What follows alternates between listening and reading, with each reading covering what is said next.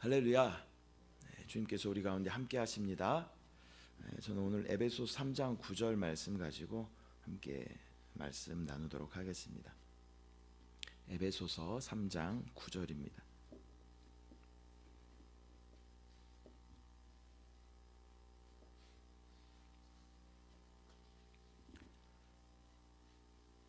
찾으셨으면 한 목소리로 합독하겠습니다. 영원부터 만물을 창조하신 하나님 속에 감추어졌던 비밀의 경륜이 어떠한 것을 드러내게 하려 하심이라. 아멘. 성경의 처음은 하나님께서 만물과 사람을 창조하시는 이야기로 시작이 됩니다. 그리고 성경의 마지막인 계시록에는 거룩한 성, 새 예루살렘, 즉 교회와 영광스러운 교회로 성경 전체가 마무리가 되는 것을 볼 수가 있습니다. 최근 새벽에 우리 담임 목사님께서 계속 전해주시는 말씀은 하나님의 경륜에 대한 말씀을 계속 전해주시고 있습니다. 어떻게 하나님의 경륜이 이 땅 가운데 이루어지는가, 하나님의 목적이 무엇인가, 하나님께서 이 땅을 운행하시고 역사하시는 하나님의 목적이 무엇인가 라는 것에 대해서 계속 말씀을 전해주고 계십니다. 저도 말씀을 이렇게 쭉 듣다가 저는 이렇게 정리를 했습니다. 하나님의 경륜의 목적이 무엇일까? 하나님은 하나님의 형상대로 창조하신 우리 사람에게 하나님의 영을 부어주시기를 원하십니다. 하나님의 생명을 부어주시기를 원하시죠. 그리고 우리의 사람의 영과 연합하여 하나님의 영광스러운 생명을 담아내기를 원하십니다. 그리고 그렇게 변화된 사람들, 그렇게 하나님의 생명으로 충만한 사람들이 연합되어 결국에는 하나님의 영광스러운 교회로 세워지는 것을 하나님께서 원하시는 줄 믿습니다. 창세기가 하나님께서 사람을 창조하신 것부터 시작했지만 계시록은 교회를 이야기하면서 끝을 맺고 있다라는 것이죠. 우리 한 사람 한 사람에 대한 하나님의 계획이 있으십니다. 하나님의 형상을 담아내고 하나님의 생명을 담아내는 것이 하나님의 계획이시죠. 또 이 사람들이 모여서 하나님의 영광스러운 교회로 세워지는 것이 하나님의 경륜의 목적인 줄 믿습니다. 성경은 사람을 맨 처음에 언급할 때 하나님의 그분 자신의 형상대로 창조했다라고 말씀하고 있습니다. 그 다음에 두 번째 장에는 하나님은 사람을 생명나무 앞에 두셨다라고 말씀하십니다. 창세기 2장 9절에는 야훼 하나님이 그 땅에서 보기에 아름답고 먹기에 좋은 나무가 나게 하시니 동산 가운데에는 생명나무와 선악을 알게 하는 나무도 있더라라고 말씀하십니다. 하나님께서 그 생명나무를 사람들이 취하고 받아들이기를 원하셨다라는 것이죠. 그러나 첫 사람인 아담은 그 생명나무 대신 선악과를 선택하게 되죠. 그렇다고 하나님의 어떤 경륜의 목적이 실패했다는 것은 아닙니다. 하나님께서는 다시 한번 말씀이셨던 하나님 자신이셨던 그분을 우리 가운데 보내주시고 또 다른 생명나무로 우리 가운데 공급하여 주시는 줄 믿습니다. 창세기의 생명나무가 기록되어 있듯이 성경의 맨 마지막인 요한계시록에도 생명나무에 대한 말씀이 기록되어져 있습니다. 계시록 마지막 장인 22장 2절에 보면 강 좌우에 생명나무가 있어 12가지 열매를 맺되 달마다 그 열매를 맺고 그 나무 잎사귀들은 만국을 치료하기 위하여 있더라. 창세기 처음에 인간을 만드시고 또 계시록 마지막에 교회를 말씀하셨던 것처럼 창세기 처음에 생명나무를 말씀하시고 계시록 마지막에도 생명나무를 말씀하시고 있다라는 것입니다. 사람을 창조하시고 그 안에 생명을 넣어주시기를 원하셨던 주님, 또 마지막 교회가 예수 그리스도의 생명을 충만하게 담아내고 표현하기를 원하셨던 것을 아마 성경 전체에 담아내고 있는 것이 아닌가 생각을 해봅니다. 그렇게 하나님의 생명을 받아들인 우리는 더 이상 하나의 개체가 아니라 하나의 개인이 아니라 하나님이라는 중심을 가지고 하나님께 연합된 합동체, 합일체, 연합체가 되는 것인 줄 믿습니다. 이것이 바로 하나님의 경륜의 목적인 줄 믿습니다. 제가 이렇게 있죠. 뭐 제 이름을 아시는 분도 있고 모르시는 분도 계시겠지만, 이게 뭡니까? 이게 뭐예요? 네, 손입니다. 이건 뭐예요? 어려운가요? 이건 앞으로 코라고 부르겠습니다. 코. 네. 이거는 뭐죠? 네, 귀입니다. 귀. 그죠? 근데 이게 누구의 손이에요? 네, 이거 제 손입니다. 제 손. 저는 박상준 목사입니다. 박상준 목사의 손이죠, 이거는. 자, 이건 누구의 코예요? 네, 박상준의 코예요. 이건 누구의 귀예요? 박상준의 귀예요. 이제 제 이름 안 까먹겠죠. 네. 근데 우리도 마찬가지로 하나님께서 우리 각 사람을 어떻게 부르셨어요? 지체로 부르셨다라는 것이죠. 그런데 그 기준이 있어요. 기준, 중심이 있어요. 그분이 누구셔요? 예수 그리스도이신 줄 믿습니다. 여러분 중에 누구는 예수 그리스도의 손이 될 수 있죠. 여러분 중에 누구는 예수 그리스도의 눈이 될 수 있죠. 여러분 중에 누구는 예수 그리스도의 귀가 될 수 있겠죠. 그러나 그 공통점은 무엇이에요? 바로 예수 그리스도라는 것이죠. 사람의 몸만 봐서는 그 사람이 누군지 잘 알 수 없어요. 그러나 얼굴을 딱 보면, 머리를 딱 보면 이 사람이 누구다라는 것을 우리가 알 수 있죠. 우리 가운데 머리 되신 예수 그리스도, 그분이 우리의 정체성이 되고 그분이 우리의 존재가 되는 줄 믿습니다. 그런 하나님께서 우리 가운데 오시기 위하여, 우리 가운데 그 생명을 공급하시기 위하여서 여러 단계를 거치셨는데요. 오늘은 7가지 단계를 한번 살펴보도록 하겠습니다. 왜 이렇게 많어 하시지 마시고 길게 하지 않습니다. 저는 항상 설교를 길게 하지 않습니다. 7가지 한번 여러분들이 잘 기억해 보시고, 그 의미가 무엇인가 다시 한번 잘 정리해 보시기를 바랍니다. 하나님의 목적을 이루시기 위해 거치신 7단계 중에 첫 번째 단계는 바로 성육신의 단계입니다. 성육신의 의미가 무엇일까요? 저는 한자에 관심이 되게 많아요. 그래서 성자는 무슨 성자? 이룰 성자. 육신은 육신이죠. 우리 몸이죠. 몸이 되었다는 게 될 성자. 몸이 되셨다라는 의미를 가지고 있죠. 말씀이셨던 그분이 우리와 똑같은 육체가 되신 사건. 그것을 우리는 성육신 사건이라고 이야기를 합니다.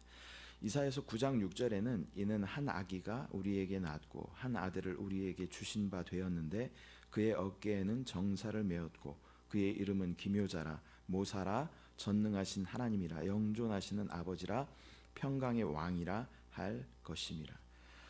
예수 그리스도는 하나님이셨죠. 태초부터 계셨던 하나님이셨어요. 창조 사건부터 계셨던 하나님이셨고 말씀이셨던 하나님이셨습니다. 그러나 그분이 우리 가운데 이 땅에 오시고 육신을 친히 입으신 사건, 우리는 성육신 사건이라고 이야기합니다. 근데 왜 그분이 우리 같은 이런 낮은 몸으로 이 땅 가운데 오셨을까요? 구원자의 조건에는요, 완전한 하나님이어야 되고 완전한 사람이어야 하고 또 원죄와 자범죄가 없어야 한다는 구원자의 조건이 있습니다.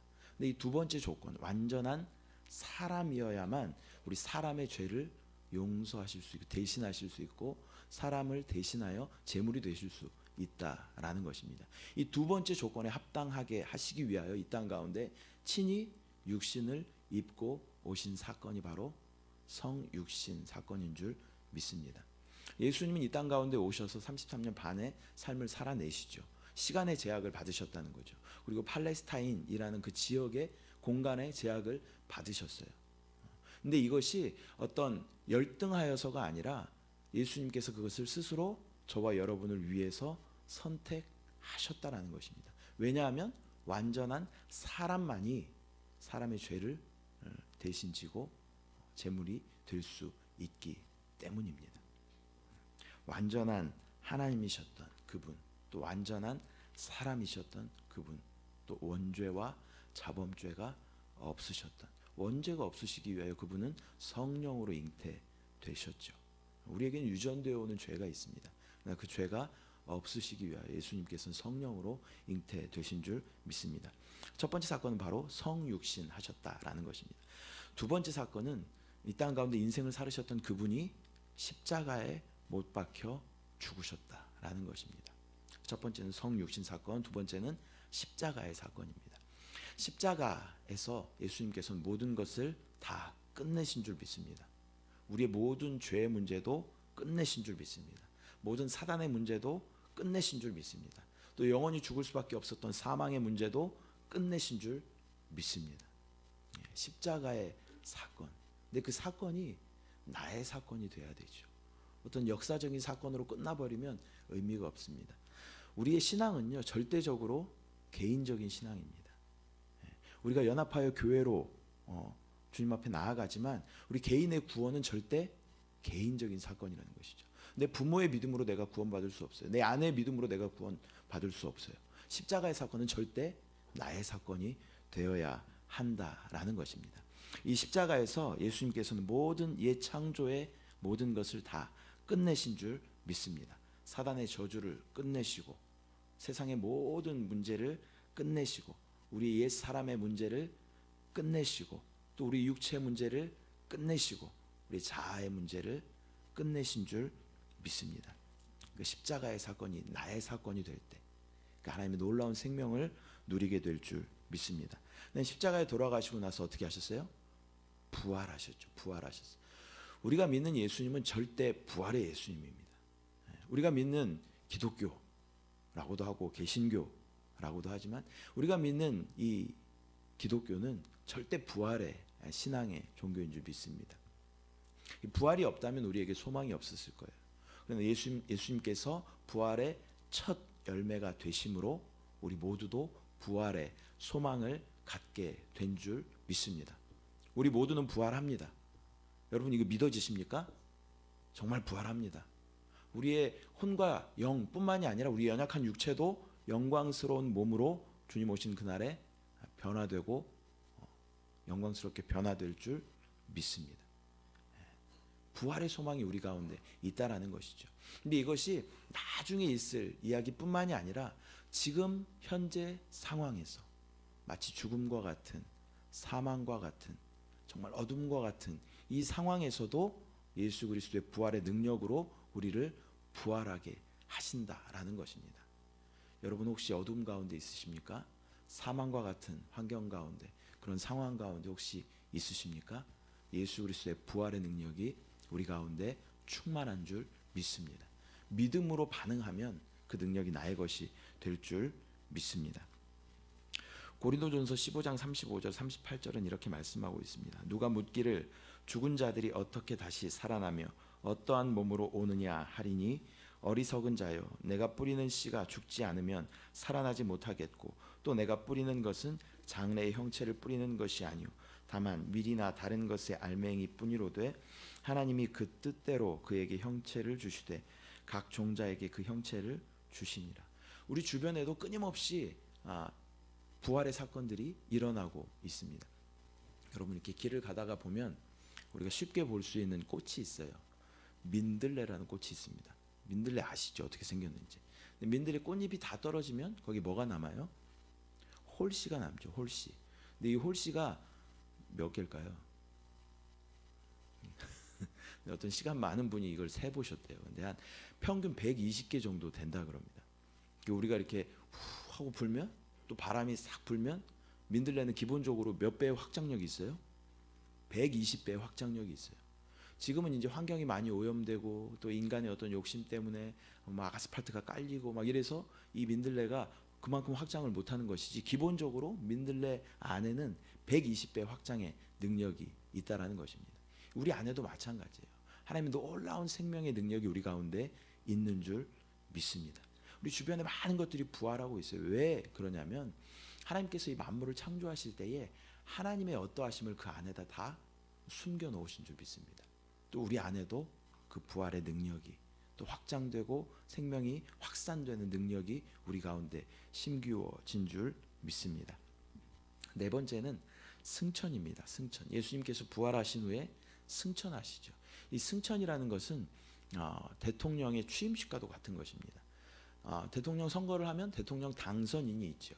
그러나 대통령의 온전한 권한을 행사하기 위해서는 취임식을 거쳐야 그날부터 대통령은 자기의 권한을 행사할 수 있는 것이죠. 예수님께서 보좌에 앉으셨다라는 것은 예수님의 권한을 온전하게 행정적인 그 권한을 사용하실 그 권리가 예수님께 있다라는 것을 말씀하고 있습니다. 히브리서 8장 1절 말씀, 지금 우리가 하는 말의 요점은 이러한 대제사장이 우리에게 있다는 것이라. 그는 하늘에서 지극히 크신 이의 보좌 우편에 앉으셨으니. 그분이 지금 보좌 우편에 앉아 계심으로 모든 것을 다 정복하시고 다스리시고 또 우리 안에 충만한 생명으로 역사하시는 줄 믿습니다. 이것이 네 번째입니다. 다시 한번 복습해 볼게요. 첫 번째가 성육신하신 사건, 두 번째는 십자가에서 죽으신 사건, 세 번째는 부활의 사건, 네 번째는 승천, 다섯 번째는 성령의 침례입니다. 침례라는 단어를 여러분 기억하셔요. 침례는 뭐예요? 우리가 물속에 들어가는 것이죠. 물속에 들어가는 것이죠. 구약에서는 이것을 할례라고 이야기를 하고 신약에서는 이것을 침례라고 이야기를 합니다. 의미는 같습니다. 우리 죽음을 이야기합니다. 죽음을 의미합니다. 나는 끝났다. 나는 끝났다. 나는 매장되었다. 끝났다. 나의 육체는 끝났다. 이것을 의미하는 것이 바로 할례 침례의 의미인 줄 믿습니다. 우리가 침례 받을 때 그렇죠. 내가 물속에 푹 잠길 때 나는 죽었습니다. 그리고 물 위로 우리가 올라올 때 나는 죽고 예수의 생명으로 다시 살아납니다. 그런 의미를 가지고 있다라는 것입니다. 그 침례, 나는 완전히 죽고 예수로 살아날 때 우리는 예수 그리스도의 생명으로 충만하게 되는 줄 믿습니다. 침례 다음에는요, 내주하심. 예수님께서 우리 안으로 영접되어지는 것을 우리는 내주하심이라고 이야기를 합니다. 예를 하나 제가 들어볼게요. 옛날에 어떤 스승이 제자들 이렇게 모아놓고 소쿠리를 하나씩 이렇게 나누어 줬다고 합니다. 소쿠리를 하나씩 나누어 주면서 이 안에 물을 가득 채워보아라라고 이제 이렇게 숙제를 내줬어요. 많은 제자들이 이제 분주하게 막 왔다 갔다 합니다. 막 잎사귀를 막 이렇게 깔아보기도 하고, 막 돌멩이나 자갈로 이렇게 메워보기도 하고. 근데 물을 부으면 어떻게 돼요? 물이 다 여전히 이렇게 빠지게 되죠.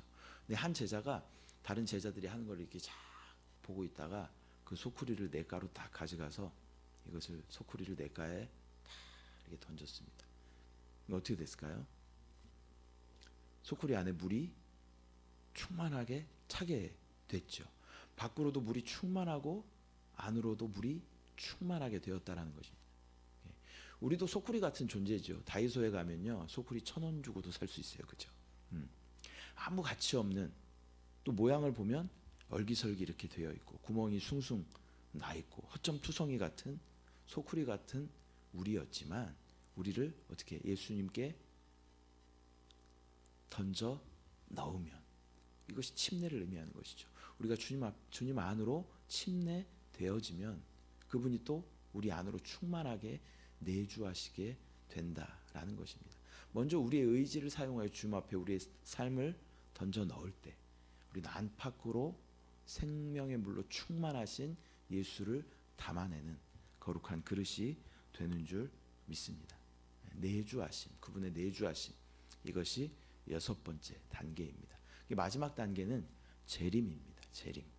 주님께서 다시 오신다. 그 소망이 우리 가운데 있는 줄 믿습니다. 주님이 다시 오실 때에, 공중 재림하실 때에 믿는 우리들을, 예수 그리스도의 생명으로 충만한 우리들을 부르시면 우리는 주님과 함께 들려 올라가 하늘에서 혼인잔치 가운데 참여하게 되는 거룩한 신부가 되는 줄 믿습니다. 이러한 7단계를 거치시면서 예수님께서는 우리 안에 생명으로 역사하여 주시는 줄 믿습니다. 지금 이 시간에도 우리 가운데 충만한, 부족함이 없는, 만족하신 생명으로 역사하시는 줄 믿습니다. 다시 한번 기억해 볼게요. 첫 번째가 뭐였어요? 성육신, 육신을 입고 이 땅 가운데 오셨다. 두 번째가 십자가를 지신 사건. 세 번째가 부활하신 사건이죠. 부활하신 후에 승천하셨다는 것이죠. 그리고 우리가 그분으로 넣어지는 것을 우리는 침례라고 이야기합니다. 그리고 그분이 우리 안에 영접되는 것을 우리는 내주하심이라고 이야기합니다. 그리고 그분이 다시 오실 것을 약속하셨다라는 것을, 이것을 재림이라고 우리가 이야기하죠. 이 7단계를 거치시면서 예수님은 우리 안에 충만하신 생명으로 역사하시는 줄 믿습니다. 하나님께서 모든 만물을 창조하신 후에 동산 중앙에 생명나무를 세워주신 것과 또 계시록 마지막에 또 생명나무에 대해서 말씀하시는 것, 하나님은 우리 안에 끊임없이 생명을 공급하기를 원하십니다. 그 생명나무가 바로 우리 좋으신 예수 그리스도이신 줄 믿습니다. 오늘 하루도 그 생명으로 충만하게 그 생명을 누리는 저와 여러분 되시기를 소망합니다. 이거 어떻게 하면 될까요? 어떻게? 주 예수의 이름을 부르고 또 후렴으로 계속 찬양하다 보면 예수의 생명을 충만하게 누리게 됩니다. 제가 마지막으로 간증 하나 하고 마칠게요.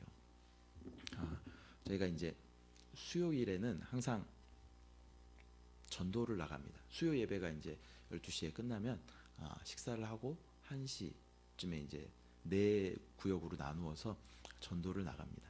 근데 이제 봉고차에 딱 타면 집사님들이 무슨 얘기할까요? 자식 얘기해요. 자식 얘기하고 남편 얘기하고 뭐 저녁 반찬 얘기하고 이런 얘기합니다.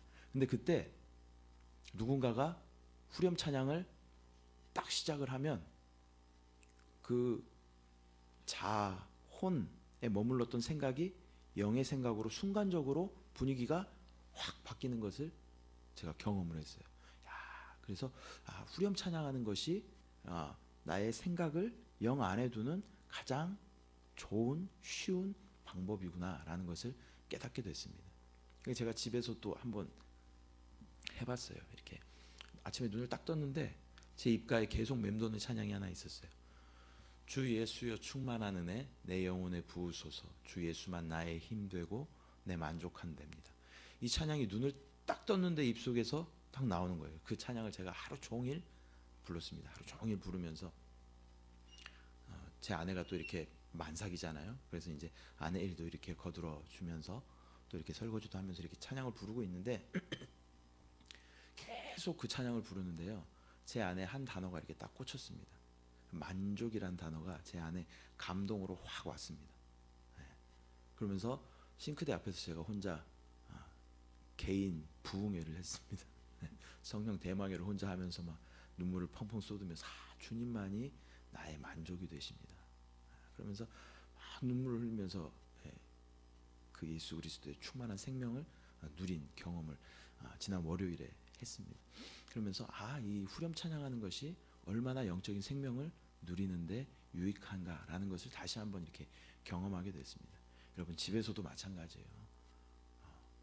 자녀들과 또 부부와의 이 냉랭한 관계 가운데 있을 때 누군가 한 사람이 후렴 찬양을 다 이렇게 시작을 해 보십시오. 그 어떤 분위기, 혼적인 분위기, 어떤 나의 자아, 또 나의 어떤 자존심 이런 것들로 꽉 차 있던 분위기가 순간적으로 영적인 분위기로 확 변환되는 것을 여러분 아마 경험하게 되실 줄 믿습니다. 그날 저녁에 제 마음 가운데 이런 마음이 들었습니다. 하루 종일 제가 찬양을 부르잖아요. 그 찬양을 허밍으로도 부르고 휘파람으로도 부르고 소리를 내서도 부르고 소리를 내지 않고 속으로도 부르고 계속 부르면서 그날 저녁을 마무리하는 제 마음의 느낌은 어땠냐면 오늘 하루는 정말 주님과 온전히 동행한 것 같은, 물론 부르지 못한 시간들도 있었죠. 하지만 오늘 하루는 왠지 주님과 충만한 동행이 있었던 것 같은 그런 느낌이 제 안에 있었습니다. 여러분 지금 혹시 마음 가운데 어떤 찬양의 가사가 생각나십니까? 그 찬양을 오늘 하루 내내 한번 불러보십시오. 그 찬양의 의미를 깊이 한번 생각해 보시면서 단어 하나가 마음에 감동을 주면 그 단어를 또 깊이 묵상해 보시면서 그 찬양 가운데 한번 집중해 보십시오. 영 안에 거하는 가장 빠르고 쉬운 길인 줄 믿습니다. 예수 그리스도의 충만한 생명을 누리는 가장 빠른 길인 줄 믿습니다. 그렇게 우리가 충만한 생명을 담아내고 또 우리가 하나로 연합될 때 하나님의 경륜과 하나님의 목적은 이루어지는 줄 믿습니다. 기도하시겠습니다. 사랑의 주님, 은혜와 사랑을 감사를 질그릇 같았던 우리였지만 하나님께서 우리 안에 놀라운 보배로 생명으로 우리 안에 오시기 위하여 7가지의 단계를 거치심을 오늘 함께 나누었습니다. 성육신하신 예수 그리스도께서 또 나를 위해 십자가에 못 박혀 죽으시고 또 부활하시고 승천하시고 또 우리를 예수 그리스도 안으로 침례받을 수 있도록 또 우리 안으로 내주하심으로 또 재림의 소망을 우리 가운데 허락하심으로 예수의 생명으로 충만한 은혜를 부어주심을 감사를 드립니다. 우리가 순간순간 주 예수를 부르고 또 시와 노래로 찬미로 주님의 이름을 찬양할 때 우리 모든 생각이 영 안에 두어짐을 믿음으로 바라보게 하시고 예수의 생명으로 충만한 우리 모두가 연합되어 결국에는 하나님의 영광스러운 거룩한 교회로 세워짐을 믿음으로 바라볼 수 있도록 주님 인도하여 주시옵소서. 이것이 우리 신앙의 목적이 될 수 있도록 주님 인도하여 주시고 단지 우리 가족, 나의 축복 이것에만 우리의 시선과 마음을 빼앗기지 않도록 나의 응답에만 마음을 빼앗기지 않도록 주님 인도하여 주시고 예수의 생명으로 충만하며 우리가 서로 연합되는 것을 믿음으로 바라볼 수 있도록 주여 역사하여 주시옵소서. 우리 가운데 함께 하실 주님을 믿음으로 바라봅니다. 주님을 찬양합니다. 감사드리고 예수님의 이름으로 기도드립니다.